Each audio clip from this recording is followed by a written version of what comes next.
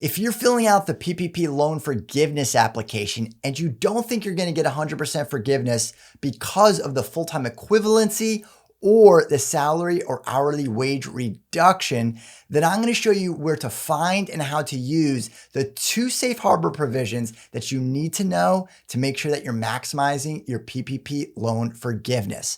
But before we get into it, if this is your first time at our channel or you haven't subscribed, click on the subscribe button at the bottom. My name is Travis Sickles, certified financial planner, helping you reach your financial goals.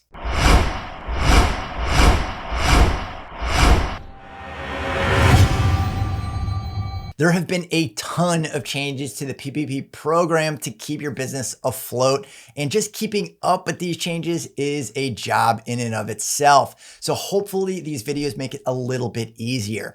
Now, I've done walkthroughs on all of the applications for the PPP loan forgiveness, and I will put those links in the description at the bottom, along with a link to the playlist for all of the videos for the PPP loan forgiveness application and the program. But in this video, I'm only going to point out the 2 safe harbor provisions to make sure that you're maximizing your loan forgiveness. So I'm going to pull it up on the screen and show you exactly where to find the instructions and where to find the safe harbor provisions. Now, here is the SBA's website, and if you click on the link, click here at the very top, the yellow bar, and then scroll down to the coronavirus funding options, and then click here to learn more about available SBA loan and debt relief options.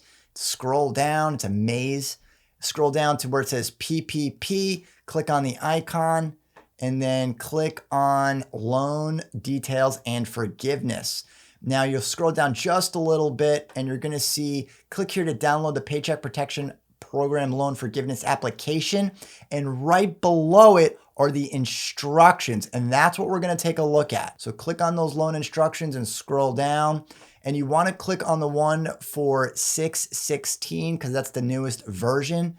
And these are the instructions that we're going to take a look at. And I've already gone and highlighted some of the major points for the safe harbor provisions, but if we scroll down, we could see that on page 4, we're going to have the first of 2 safe harbor provisions. Now, there are 2 safe harbors that you need to be aware of.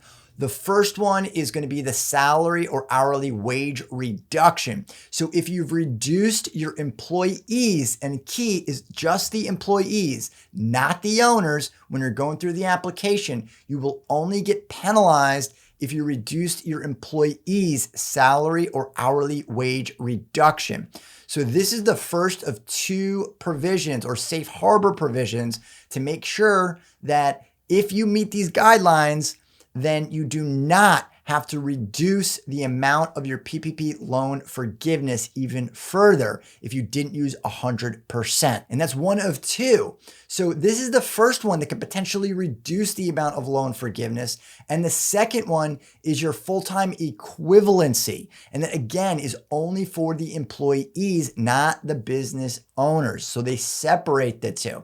What they wanted to make sure, the SBA wants to make sure of, is that you're not just paying yourself and letting your employees go or reducing your employees' salaries. So these 2 safe harbor provisions will allow you to do that. But if you meet this criteria, then you still could qualify for 100% loan forgiveness. So back to the salary or hourly wage reduction. I have it highlighted right here, and it says if the borrower restored salary or hourly wage levels, the borrower may be eligible for elimination of the salary or hourly wage reduction amount. So if we scroll down to the worksheet in step 2, this will outline on how to complete it and what you need to do and take action on to make sure that if you've reduced your salary or hourly wages, to make sure that you're getting 100% forgiveness still, even though you reduced it. So in step 2 on line A, it says enter the annual salary or hourly wages as of February 15th, 2020. So go back to that pay period, look to February 15th of 2020 and put that number in there.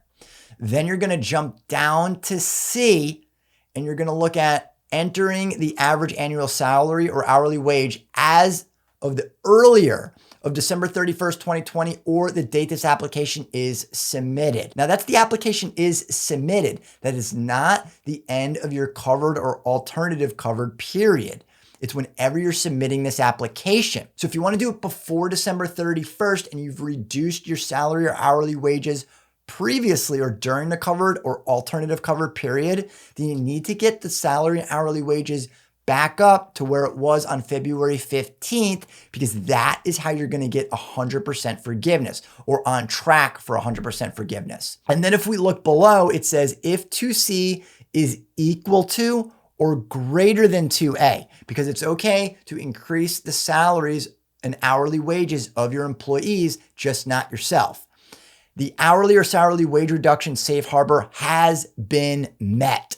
So enter 0 in the column above box 3 for that employee. Otherwise, proceed to step 3. And by 0, they mean that you're not going to have any salary or hourly wage reduction, or you're not going to get penalized on the amount of your loan forgiveness just because you reduced your salary or hourly wages. All right, so I was going to skip step 2B just to make this video a little bit more concise, but then I realized there's probably a business or two out there that didn't reduce the salary or hourly wages of their employees until after April the 26th and still is looking for the safe harbor. Unfortunately, it's between February 15th and April the 26th that you have to have reduced the salaries or hourly wages of your employees to qualify for this safe harbor. So if you did it after April the 26th, then you don't qualify for this safe harbor, but you might qualify for the next safe harbor. So continue to watch the video. So that is safe harbor provision number 1. And number 2, we're going to scroll down just a little bit to the full-time equivalency reduction safe harbor. So this is the reduction in either employee headcount or reducing an employee's hours. So there's 2 separate ways to meet this safe harbor provision, 1 and 2. So we'll go through 1 first.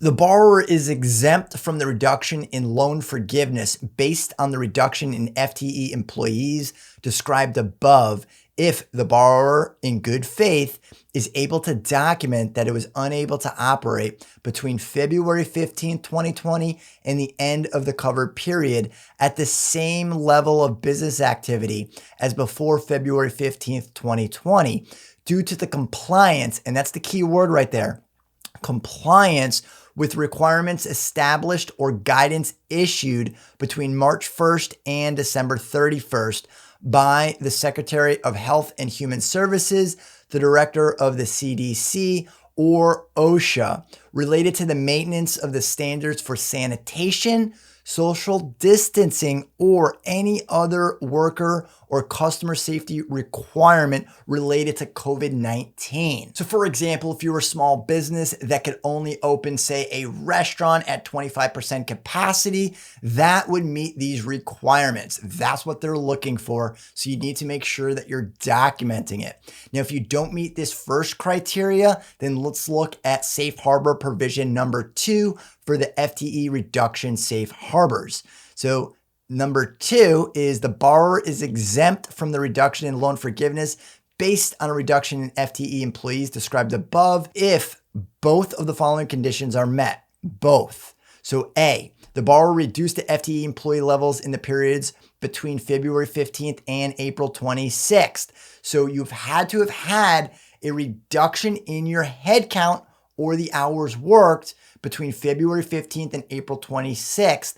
And B, also, the borrower then restored the FTE employee levels by not later than December 31st to its FTE employee levels in the borrower's pay period that included February 15th, 2020. So what this is saying is that between February 15th and April 26th, you have to have already been affected and reduced your FTE count. But then you also have to bring them back by December 31st. And they're comparing December 31st to the February 15th pay periods. So if both of those periods are equal, or in December 31st pay period, it's higher than in February 15th, then you've met the safe harbor. So with the two safe harbors that I just mentioned, with the salary and hourly wage reductions and the full-time equivalency reductions, if you apply these two safe harbors, or can apply these two safe harbors, in addition to the reduction in the amount that you needed to use for payroll, the 60%, where 40% was for non-payroll, and also that other addition where it extended the possibility of using this money over a 24-week period instead of the original 8-week period, then your chances of getting 100% loan forgiveness have just increased significantly. So make sure that you're going over these safe harbor provisions and the entire application to make sure that you're maximizing your PPP loan forgiveness. If you have any questions on the application or these safe harbor provisions, let me know in the comments down below. And if you've enjoyed this video, be sure to subscribe and leave your comments down at the bottom.